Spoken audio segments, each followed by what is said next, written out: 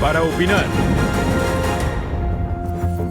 ¿Qué tal? ¿Cómo están? Qué bueno que continúan con nosotros a través de sus canales TVC y Megacanal. Es noche de lunes y noche para opinar, y como cada semana saludo con gusto a mis compañeros Raúl Frías Lucio, director editorial de Mega Noticias, Enrique Tusain de Mega Noticias y columnista en el periódico El Informador, y bueno, por supuesto, a usted que nos acompaña en este espacio de análisis y de debate. Y sin más preámbulos, vámonos con la información, porque para opinar, hoy en su columna "Esto no es una policía de excelencia", que se publica en el Universal, Alejandro Ope describe las carencias materiales para la formación de los guardias nacionales y hace públicas algunas quejas que ha recibido contra los mandos capacitadores. Estas quejas pueden o no ser representativas de la experiencia de los elementos que están siendo capacitados para formar parte de la Guardia Nacional, pero las autoridades harían bien en tomarlas en serio y, en ese camino, revisar el modelo de formación. A ver, yo creo, Paco, que cuando hablamos de seguridad y políticas de seguridad en términos generales, yo creo que el grave problema que ha habido en este país en las últimas 2 décadas, en los últimos 25 años, no es tanto el modelo que los políticos o que los legisladores o que los senadores llegan a acordar, a consensuar, sino la forma en que se implementa. Todos estaremos de acuerdo que en su momento la Policía Federal Preventiva tenía sentido como cuerpo policial nacional. Todos vamos a estar de acuerdo en que la gendarmería que propuso Enrique Peña Nieto al inicio de su sexenio, pues era un cuerpo intermedio con también capacitación de alto nivel para combatir los altos índices de seguridad. Pero una cosa es lo que se redacta en el papel, una cosa es lo que se acuerda en términos políticos, y después otra cosa es lo que se implementa. Y lo que estamos viendo y los mensajes que se están dando en esta implementación fast track de la Guardia Nacional, y siempre decimos que López Obrador tiene muchísima prisa y que López Obrador quiere empezar a mandar mensajes de contundencia muy rápido, es que los procesos están acelerando de una forma dramática. Se tienen que contratar 50 y tantas mil personas en lo que tenemos de 2019, se planea que en 2021 sea una fuerza superior a los 90,000, 95,000 elementos, y creo que lo más importante cuando construyes una policía es fijarte en este tipo de cosas que señala Alejandro Ope: la capacitación, que no sea express, que salgan con exámenes de control de confianza que realmente sirvan, que el cuerpo tenga posibilidades de interacción claras, una ley de armamento, de utilización de armas muy clara. Es decir, me parece que en un asunto tan grave como la seguridad, lo último que debe ceder, o a lo último que debe ceder López Obrador, es a la prisa de la coyuntura, y creo que si la Guardia Nacional empieza mal, lo que veremos en 2024 es que quien llegue a la presidencia de la República va a decir: la Guardia Nacional no sirve, no se hicieron las cosas bien y por lo tanto vamos por otro modelo de seguridad. Espero que lo haga despacito y que se logren mejores resultados que lo que está planteando Ope, ¿no? Coincido totalmente con lo que estás comentando, Enrique, coincido completamente en esta parte. Sí, ya tuvimos la experiencia y el asunto es que mientras se están aprobando las leyes secundarias para la Guardia Nacional, bueno, el presidente tiene tanta prisa. Yo ya estoy un poco confundido porque la Guardia Nacional supuestamente ya empezó en el estado de Veracruz, ya empezó supuestamente en algunas de las 266 regiones que ya se había dividido la República Mexicana en esas regiones de alta seguridad. Y según se ha dicho, bueno, ya empezó, pero por otro lado estamos viendo que todavía están en estos niveles de capacitación. O sea, como que hay diferentes niveles de avance en la Guardia Nacional, mientras que urge en muchas ciudades de la República Mexicana debido a los altos índices de violencia. Vemos que destaca Ope hoy en su columna que existe esta capacitación que podría ser, digamos, light, pues a la ligera. Sí, Hoy estamos hablando de 7 semanas de capacitación, de acuerdo a lo que señala.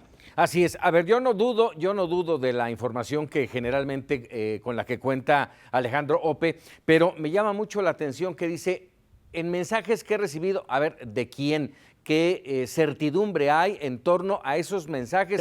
Sí. Y no quisiéramos ser más papistas que el Papa, pero esto que habla de que no hay condiciones, de que los tienen al rayo del sol, de que no tienen alimentos, de que están tomando la instrucción prácticamente en el suelo. Yo me quedaría con la duda y pensaría más en ir a ver si efectivamente están dando las cosas como así.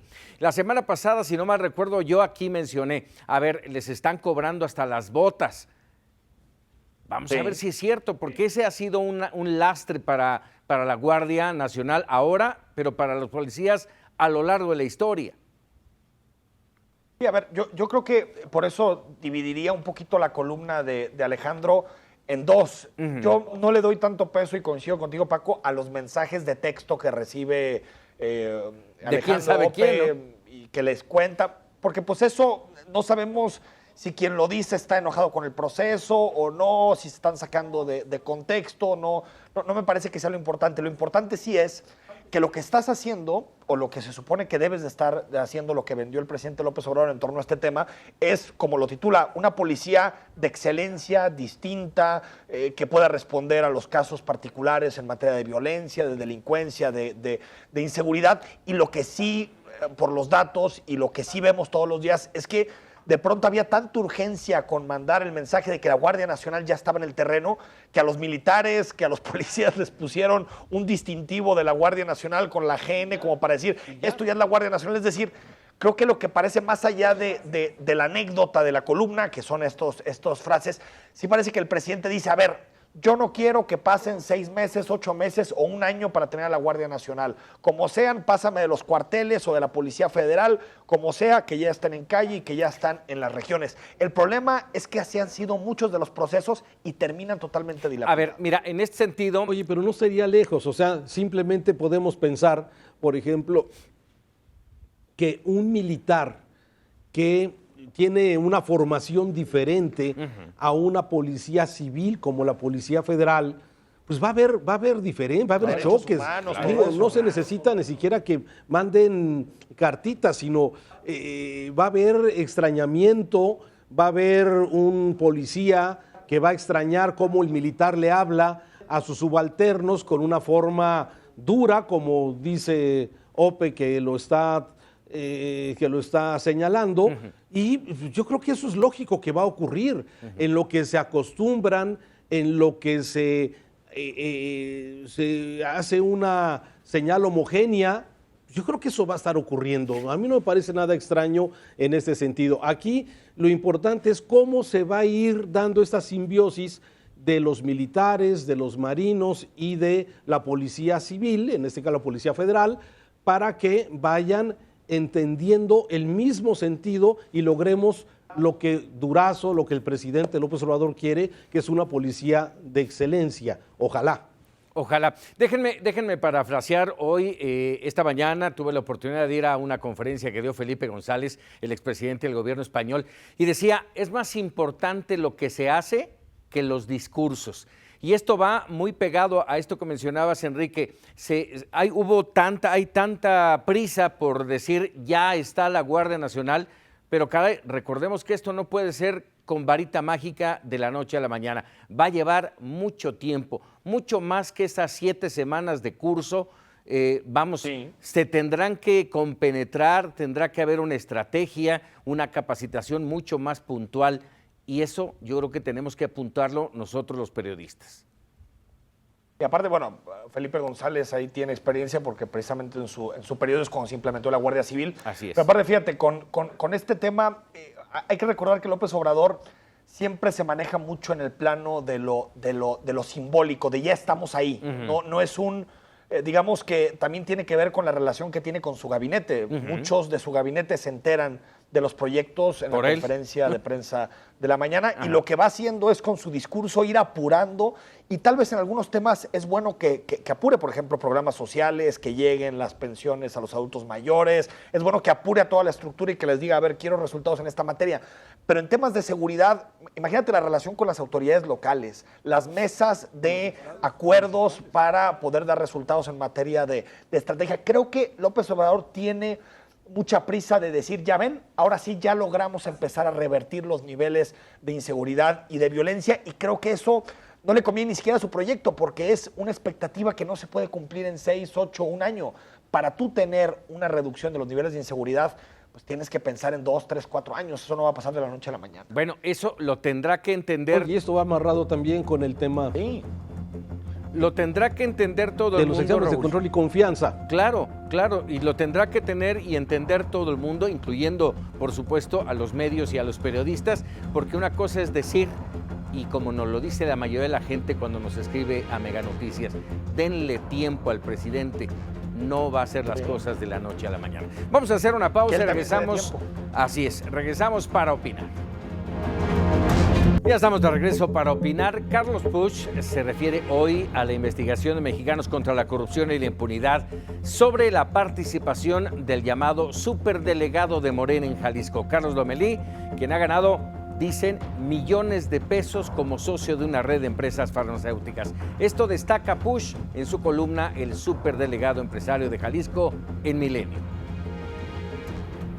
En las empresas en las que Lomelí no reconoce participación alguna, colaboran las mismas personas que en las empresas que sí reconoce como suyas, entre otras su esposa y su exesposa, sus hijos y otros familiares, así como colaboradores cercanos de Lomelí, como su ex secretario particular y su ex coordinador de campaña. Además, las empresas comparten direcciones en un predio adquirido por Lomelí en 2008, en donde hoy hay un edificio.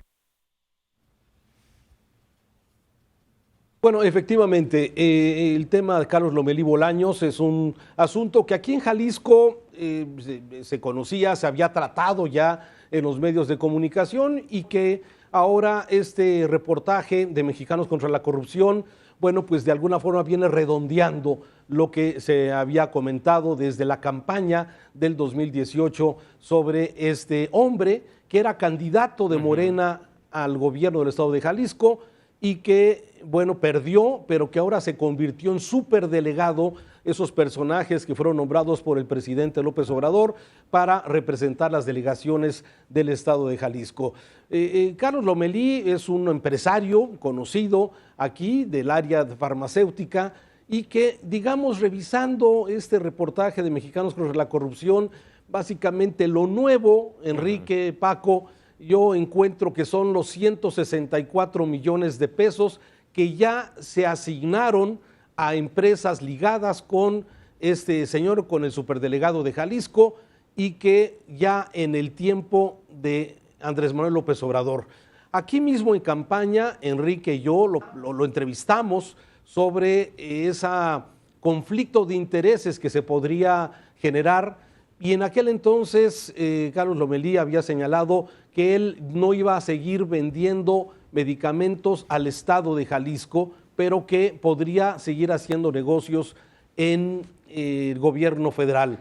Tiene matices este tema, este asunto. Él mismo, luego de que Ana Paula Ordorica publicara en días pasados que un amigo del presidente podría ser beneficiado del veto de las farmacéuticas que aplicó el presidente López Obrador, a Dimesa y a otras, que el gran ganador podría ser Carlos Lomelí. Sin embargo, él ha señalado que no tiene participación, que no va a participar directamente en licitaciones, cosa que se contrapone con lo que hoy Mexicanos Primero Cuando el publica. río suena, así sin duda, ¿no? Además, a ver, si no me recuerdo, y lo comenta Puig en su columna, durante su campaña dijo, vamos a detener a quienes han saqueado viviendo de los sistemas de salud, pierde y de todas maneras no pasa nada.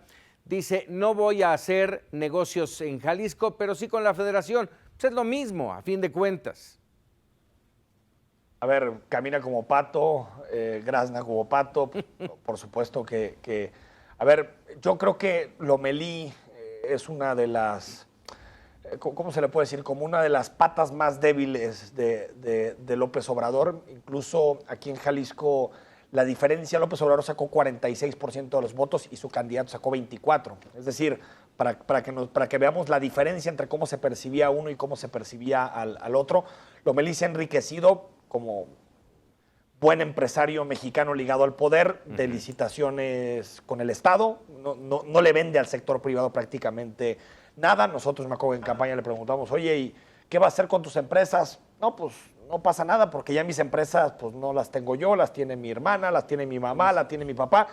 Entonces lo que él responde con el reportaje de Mexicanos Unidos contra la Corrupción, que por cierto escribe Daniel Lizárraga, el mismo periodista que escribió la historia de la Casa Blanca, es interesante porque lo que dice es que todos los familiares, justo lo que nos decía precisamente las entrevistas antes de la elección a gobernador, pues todas las empresas ya están o con digamos, aliados políticos, o con familiares, o con sus hijos, o con quien sea, y lo que hace es él decir que ya no tiene nada que ver porque ya no está vinculado a sus empresas, solamente las pasó a sus familiares y ganar en este caso una licitación con el gobierno federal y una licitación con Veracruz. Dos elementos que creo que todavía le generan más daño a López Obrador de este tema. Uno, lo que ha dicho siempre y que yo aparte comparto, que es importante que en México se separe el poder político del poder económico, pues no hay mayor simbiosis del poder político y económico que Carlos Lomelí, es digamos como la articulación clarísima de cómo se unen esas dos cosas. Y segundo, los discursos en donde López Obrador dice que hay gente que se ha beneficiado y que se ha vuelto millonaria en este país lucrando con la salud y con los derechos sanitarios de las personas. Entonces creo que en algún momento López Obrador va a tener que tomar una decisión sobre Carlos Lomelí, porque creo que en su proyecto político en Jalisco e incluso en la región occidente creo que le pega mucho estar con una persona como él. Esto que mencionan, a ver, ¿ustedes creen que el gobierno de Andrés Manuel López Obrador hará algo con una investigación como esta, la de Mexicanos contra la Corrupción, documentada sí, pero que no deja de ser más que una investigación periodística? No hay una denuncia. ¿Hará algo? Bueno, ya lo hizo con Rincón, con su compadre, con el tema del papel, de la papelería para los libros. Papel para los libros de texto. O sea, compadre, ya. Sí, o sea, vas por ese lado, ¿no, Raúl? Sí, o sea, me parece que si el presidente es consistente en lo que ha hecho y en su discurso de lucha contra la corrupción y separar el poder político del poder económico, tendría que tomar una decisión. Ahora, hay algunos temas que aquí en Jalisco se han abordado con el tema de estas 8 o 9 empresas en donde Carlos Lomelí está ligado. Como ya lo decía Enrique, unas están a nombre de su esposa, de su exesposa, de sus hijos, de tíos, de parientes y de su exsecretario particular, que de alguna forma también esta empresa Visalud, que es una de las que se ha nombrado, también en Jalisco tiene denuncias, tiene señalamientos de que hicieron venta de medicamentos pirata, es decir, falsos o a sobreprecio. Esto de alguna forma, o sea, las empresas han estado en los últimos meses, en los últimos años, en medio de esto. Hasta ahora que sale este reportaje de Mexicanos contra la Corrupción, bueno, evidentemente le dan forma y a esta última compra ya en el gobierno de López Obrador y del gobernador de Veracruz, a estas compras de las empresas relacionadas con Carlos Lomelí. Sí, y sí que son de los funcionarios. Si se va a actuar igual o no. Sí, que son, ahora que mencionas a Cuitláhuac, al gobernador de Veracruz, son de los funcionarios, ya varios, incómodos para la Cuarta Transformación. Sí, Cuitláhuac que está haciendo un desastre de gobierno. Y fíjate que yo ni siquiera me iría, Paco, por el asunto de las denuncias, que por cierto ya hay muchas denuncias presentadas. En la campaña aquí en Jalisco se presentaron, yo recuerdo, al menos 2 o 3 que presentó Movimiento Ciudadano, que es el partido que gobierna Jalisco, que presentaron contra Carlos Lomelí durante la campaña. Sí hay denuncias como tal abiertas. Otra cosa es que la Fiscalía General del Estado con el PRI actualmente ya no haya movido un solo dedo para investigar sobre estos temas, pero conflicto de interés ya ha tenido Carlos Lomelí, porque Carlos Lomelí fue diputado de Movimiento Ciudadano y estuvo involucrado en temas de salud, incluso en la propia Comisión de Salud, en la redacción de los lineamientos fundamentales en términos federales para hacer las licitaciones, hizo negocios formando parte de MC y ya también de Morena, hizo negocios con el gobierno del Estado. Entonces ya no es, vamos a ver si es conflicto de interés o posible conflicto de interés. Él ha aceptado que hizo negocios con distintas administraciones y que ocupaba en esos momentos cargos públicos o de representación. Entonces sí creo que en algún momento López Obrador tiene que tomar una decisión, porque creo que le sale muy caro. Siempre nos preguntamos en Jalisco, pues, ¿Qué le debe López Obrador a Carlos Lomelí para que después de tantos escándalos lo mantenga en su puesto? Así es. Y los señalamientos que hubo anteriormente, Paco, por parte del Departamento del Tesoro de los Estados Unidos a una de sus empresas, en donde lo relacionaban con aquella familia Mezcua, que eran los que dirigían o manejaban las metafetaminas, te recordarás, y que en aquel entonces también había denuncias sobre la empresa de Carlos Lomelí, de la cual aparentemente la solventaron porque ya no se ha hablado más de esas denuncias anteriormente. Sí, y esperará el gobierno mexicano a que de nueva cuenta sea Estados Unidos quien ponga la soga en el cuello a los de cuello blanco, como es el caso el más reciente, ¿no? Imagínate, lo publicó el Universal en su momento, las empresas cercanas o vinculadas a Carlos Lomelí facturaron 1.600 millones de pesos con el gobierno de Enrique Peña Nieto. Es decir, era diputado, estaba en la Comisión de Salud y al mismo tiempo sus empresas hacían negocios con la administración de un gobierno que él decía combatir. Es digamos, como el símbolo más claro del capitalismo de cuates a la mexicana, corrupto, en donde en realidad él decía, yo no voy a ganar nada de dinero, voy a donar todo mi sueldo, así como Donald Trump. Pues sí, si haces ese tipo de negocios con el gobierno, lo menos importante es el sueldo que ganes de diputado, claro, que ganes de gobernador, ¿no? Como quitarle un pelo a un gato, ¿no? Final de cuentas. Y ahí está el fondo, porque creo que sí hay de parte de la administración de López Obrador una voluntad de combatir algunos casos, como por ejemplo de las licitaciones en salud, pero después este tipo de cosas se vuelven escándalos y no pasa nada. Solamente mañana es, compadre, no participes, o ¿sabes qué? No le entres. Mañana, en términos de investigación y de combate institucional, pues mañana va a ser tema, Raúl, Enrique, mañana va a ser tema, por supuesto, en la mañanera. Le tendrán, así lo veo yo, los periodistas que asisten a la mañanera tendrán que preguntarle e inquirirle a Andrés Manuel López Obrador, el presidente, ¿qué va a hacer? ¿Cuál va a ser su respuesta? ¿Será como la del compadre? Yo esperaba eso para hoy. Yo dije, seguramente es un tema, a ver, es un tema nacional, es un tema que está... es un reportaje que le ha llevado muchas horas a Mexicanos contra la Corrupción.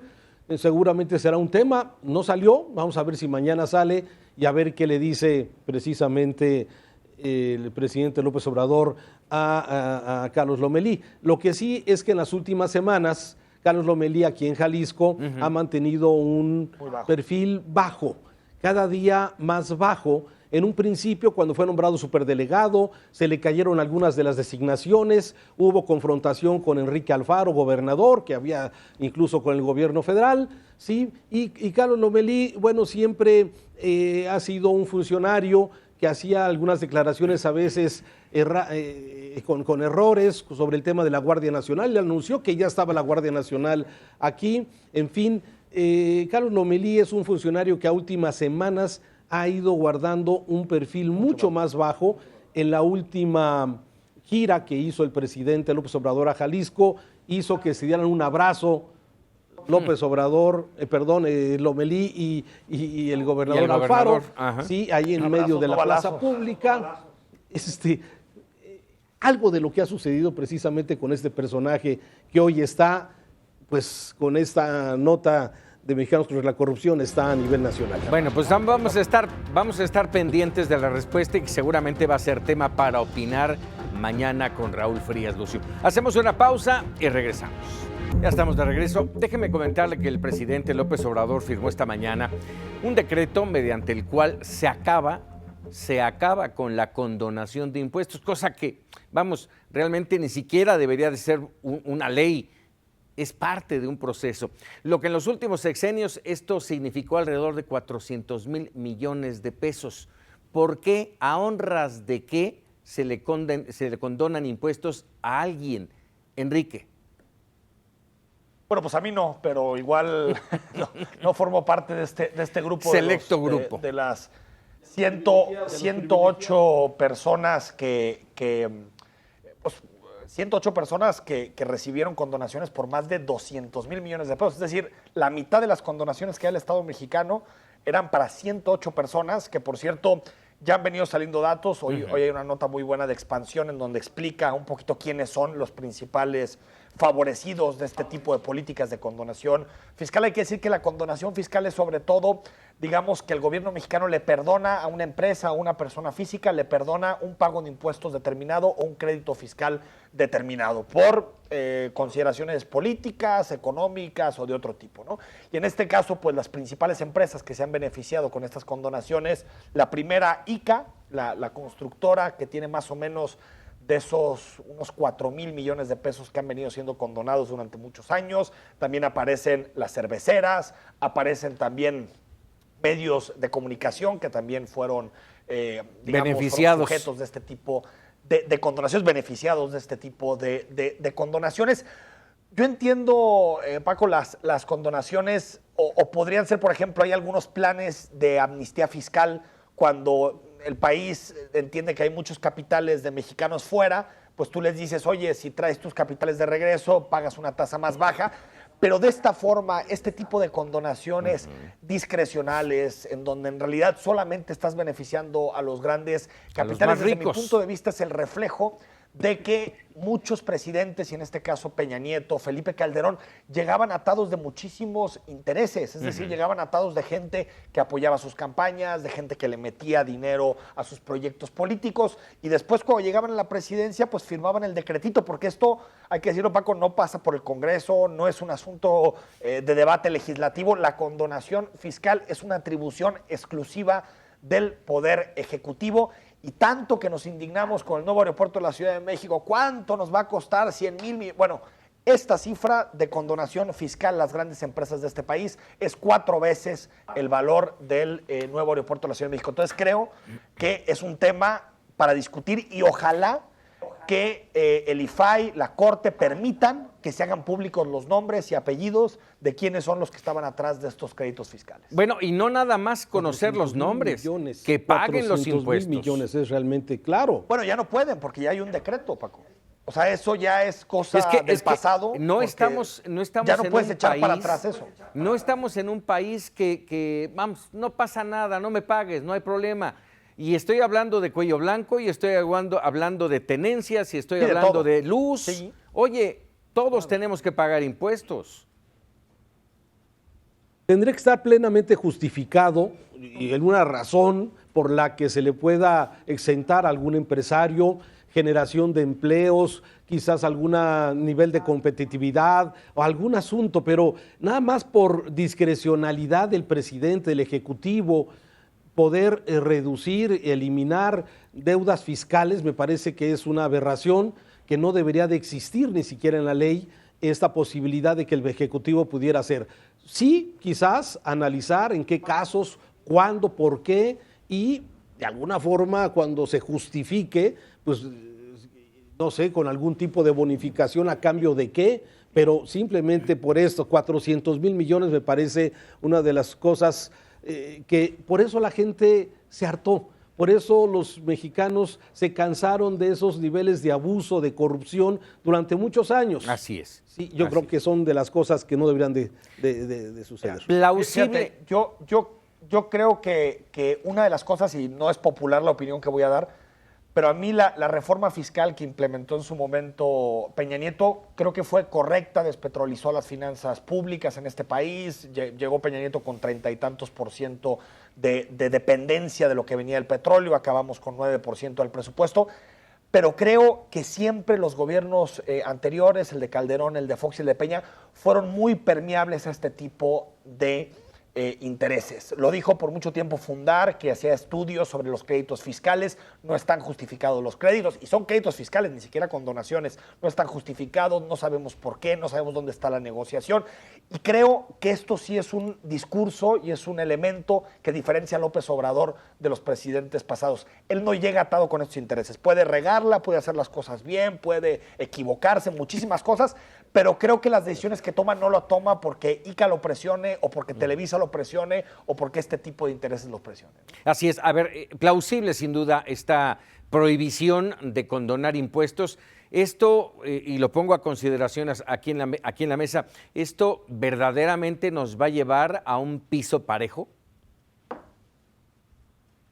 A ver, en términos, a ver, estamos muy lejos de tener un sistema fiscal que sea parejo en México. Al revés, yo creo que hay una sobrecarga fiscal a la clase media en México, al empleado, al trabajador, incluso Cautivos. al pequeño, al microempresario.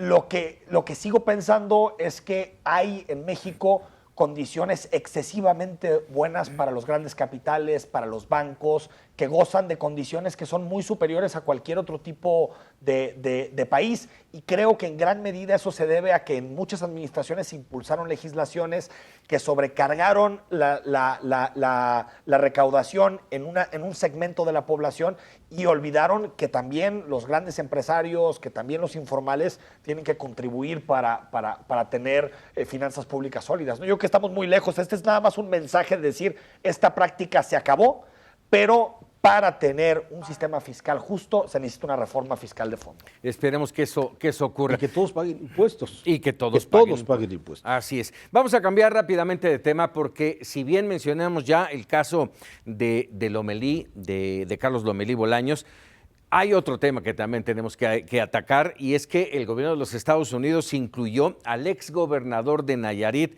Roberto Sandoval, y al magistrado federal Isidro Avelar Gutiérrez en una lista negra por presuntos actos de corrupción y vínculos con organizaciones criminales del cártel Jalisco Nueva Generación. Y los Queenies, apenas hace unos días el Departamento del Tesoro de los Estados Unidos aseguró que ambos ex servidores públicos recibieron sobornos del narcotráfico y tan solo esta mañana, y ahí lo pongo sobre la mesa, decía el ex gobernador en entrevista con Ciro Gómez Leiva que en sus bolsillos, en sus arcas familiares, solo tiene 300,000 pesos entre los cuatro, padre, madre e hijos, y que bueno, a ver si le alcanza para los próximos 15 días. Oye, falta que nos platique de los prestanombres también. Sí, por supuesto. Sí, bueno, a ver, el caso de este gobernador, yo creo que el tema se tardó muchísimo.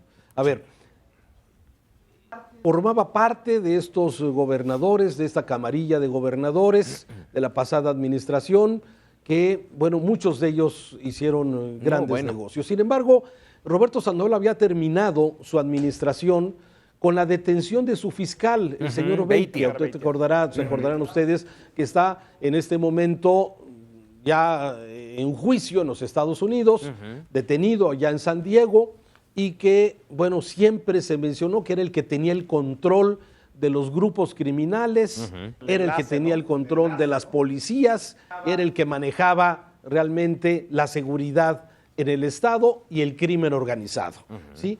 Y Roberto Sandoval como que mantenía una línea de que pues era Beitia el que se encargaba de eso y el gobernador Roberto Sandoval no se involucraba. De hecho, termina su sexenio y a pesar de los señalamientos que hubo, a pesar de que entró un gobernador de la oposición, ¿sí?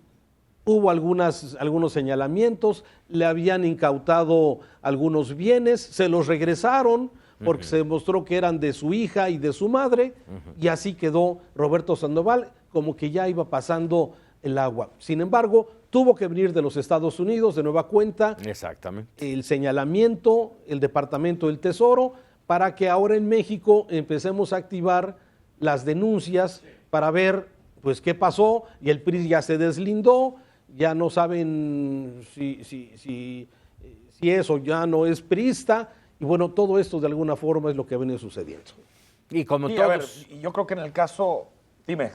Y como todos los exgobernadores señalados, detenidos de corruptos, todos van a dar la cara, todos están a las órdenes de la autoridad para aclarar, y en la primera oportunidad se nos fugan. Sí, hasta que huyen. Dan la cara hasta que huyen. Pero con el caso de Sandoval, creo que, y lo platicábamos con Raúl antes de empezar el programa, creo que Sandoval fue, digamos, hábil para entender la coyuntura política, los cambios que se estaban viviendo. Fíjate, Nayarit y Tepic en específico fueron de las plazas donde López Obrador arrasó, sacó más del 70% de los votos López Obrador. También tuvo en su momento acuerdos con el gobernador actual, que llega por coalición. Es decir, creo que se fue blindando un poquito en términos políticos hasta que sale esta información. Incluso el caso Sandoval ya no estaba tan vivo en la opinión pública hasta estos señalamientos. Creo que no se va a escapar Sandoval en esta. Va a ser muy difícil que pueda salir vivo, porque aparte las relaciones que se fraguaron, el involucramiento de su fiscal y todo genera muchísimas complicaciones para su caso. Pero aquí nos preocupa, al menos a mí me preocupa, ver procesos como el de Duarte, como el de Moreira, como el de Padres, que pasan unos años, unos meses y terminan libres y con el dinero en sus bolsillos. Eso me preocupa de la justicia mexicana. Sí, y a ver, tiene que ver con la capacidad para comprobar por muchas cosas o por acuerdos que se llegan, como fue el caso de Duarte, que van a ser 10 años y puede salir en 8 años por buena conducta. Y Arrington está en prisión preventiva. Es decir, yo creo que sí, que todavía, y eso hay que decirlo, no hay una fiscalía y no hay un espacio de inteligencia del Estado mexicano para poder comprobar ese tipo de casos. Es muy rápido que la fiscalía llegue a acuerdos para reducir pena. México apenas está empezando en esto y creo que al menos ya tenemos a casi todos esos gobernadores vinculados a procesos. Un par siguen huidos, pero casi todos ya están respondiendo ante los tribunales. Raúl. Sí, bueno, yo creo que pienso igual que ustedes, Enrique. Creo que de alguna forma de esta no se va a salvar Roberto Sandoval, a pesar de que él señala que está dispuesto a enfrentar la ley, está dispuesto a comparecer. Sí, bueno, habrá que ver. Me parece que él fue realmente hábil como político, apoyó a López Obrador, apoyó a Toño Echeverría en la gubernatura, no apoyó al del PRI, al candidato del PRI, eso se lo reclamaron los priistas en su momento. Y bueno, pues ahora seguramente leyó bien los tiempos y en este momento quizás no esperaba que el Departamento del Tesoro, bueno, pues lo pusiera en la lista entre los que tienen relaciones con el crimen organizado. O quizás Beitia ha empezado ya a hablar más y empieza a involucrar un reto, de lo que sucedió precisamente. Un reto para López Obrador, porque no hay ninguna investigación que esté avanzando. Ni una sola. No hay. También está el caso, si se acuerdan, Lozoya, que parecía ya cerrado el caso Lozoya, Odebrecht, y tampoco tenemos en este momento una resolución en torno al tema. No, y vuelvo a insistir. Bueno, que el fiscal dio a entender que de alguna forma iba a abrir Odebrecht, iba a abrir estafa maestra. Tardan las investigaciones, pero no veo mucha prisa. Sí, no, e insisto, ahí tenemos dos casos más recientes, el de la maestra Elvester Gordillo y del exgobernador Granier, ya los dos fuera, e incluso los dos con posibilidades de contrademandar después de un tiempo en la cárcel y con los bolsillos llenos. Increíble. Pues hasta aquí para opinar. Por supuesto, agradezco a mis compañeros Enrique Tusein y Raúl Frías Lucio allá en Jalisco. Muchas gracias, como siempre, y sobre todo a usted, que nos permite compartir este análisis, este debate, y sobre todo quedarse usted con la mejor opinión. Le recuerdo, mañana es martes para opinar con Raúl Frías Lucio, y yo lo dejo con los memerables. Muy buenas noches.